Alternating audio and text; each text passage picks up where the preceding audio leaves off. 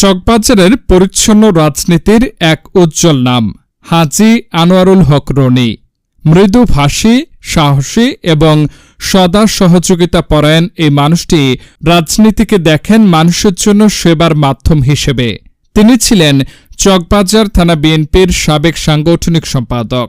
তার রাজনীতি ছিল আদর্শভিত্তিক, যেখানে ক্ষমতা নয়, গুরুত্ব পায় দায়িত্ববোধ। তার বিশ্বাস, সৎ রাজনীতি শুরু হয় নিজ এলাকার উন্নয়ন দিয়ে।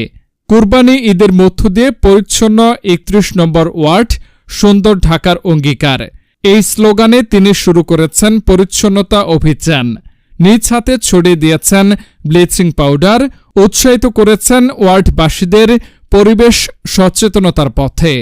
শুধু তাই নয়, স্কুলে শিক্ষা সামগ্রী বিতরণ, অসহায়দের মাঝে খাদ্য ও চিকিৎসা সহায়তা, এমনকি কোভিড পরবর্তী সময়ে মাস্ক ও স্যানিটাইজার বিতরণ, সবখানেই তার কার্যকর উপস্থিতি। এলাকার জনগণ মনে করছেন, যদি তিনি এই ওয়ার্ডের কাউন্সিলর পদে নির্বাচন করেন, তবে এলাকাবাসী আরও সুসংগঠিত, পরিচ্ছন্ন ও উন্নত ভবিষ্যতের দিকে এগিয়ে যাবে। চকবাজার থেকে চ্যানেল ওয়ান বাংলা টিভি।